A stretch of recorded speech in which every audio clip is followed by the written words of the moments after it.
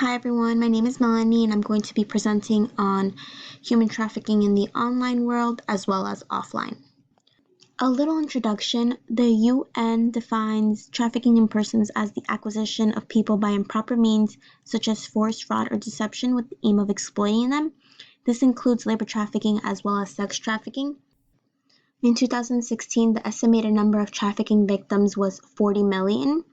This is a lucrative industry with a clandestine nature. This crime violates human rights. There is no typical victim of trafficking. Men, women, and children can all be victims, and they usually fall victim to this crime because they're looking for better opportunities, such as a better education or a better job outside of their home country. And traffickers use manipulation as well as physical and psychological violence to exploit the vulnerabilities of victims. So, how do traffickers use the internet as a tool? The United Nations Office on Drug and Crime argues that organized criminal groups use internet technologies to communicate with one another and conduct their business. Traffickers use the internet to recruit and lure victims. Technology provides traffickers with more ways of hiding. Through the internet, they can reach a greater number of victims as they are located anywhere. Distance, location, and time are no obstacles for criminal cooperation. And anonymity is a plus, as their online reputation is unrelated from their physical one, and they can be lying about who they are, and no one would ever know. Traffickers can use the internet for recruitment or selling. With regards to recruitment, traffickers can use social networks such as Facebook, Twitter, Instagram, even dating sites. And with these social networks, they can find vulnerable victims. They can do so through potentially like fake job ads, or for people that are like seeking immigration assistance, they can pretend to be lawyers, and this is how they get them. Social networks also contribute to victim subjection, in which victims are intimidated through threats. So traffickers can be using pictures that they have against them and controlling them this way. Second, there are also classified advertisement websites such as Craigslist and Backpage, which no longer exist, but there are sections on escorts or modeling in which traffickers can post fake job ads similar to like social networks, and this is how they pull in their victims. With regards to selling, there is the dark web.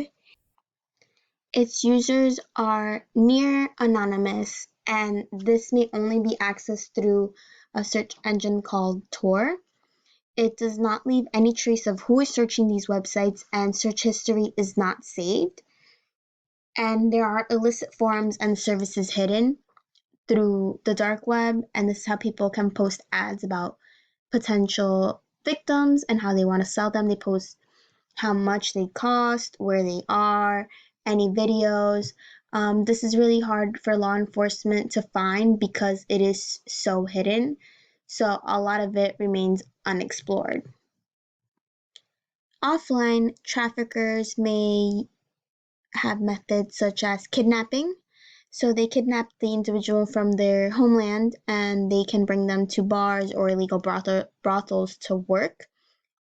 Tourists are a vulnerable group. For example, a girl was kidnapped from London and then she was taken to Ireland where she was forced to repeatedly have sex with men for profit, and that was a profit that she never received.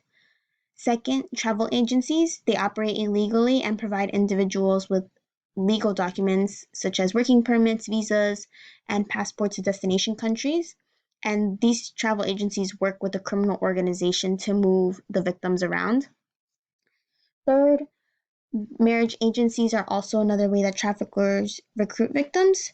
There's usually desperate females, such as young girls or widows, that are looking for better opportunities abroad that will lead them to a wealthy lifestyle. And so women are told stories and they are attracted by these successful life stories of other women who have found a foreign husband through these agencies. Some of the conclusions are that human trafficking is prevalent online and offline. It exists in both ways. The recruitment methods used by traffickers vary. Again, it depends on online or offline. However, online there are some advantages for the traffickers because it is potentially more anonymous than having to be visible and show your face and travel with victims and move them around yourself. There's also a link between internet and human trafficking that exists. As the UN said, criminal organizations use the internet to communicate and conduct their business. And as long as the internet exists, I believe that this will continue and it will just continue to evolve and develop into a much stronger tool that criminal organizations can use. Thank you.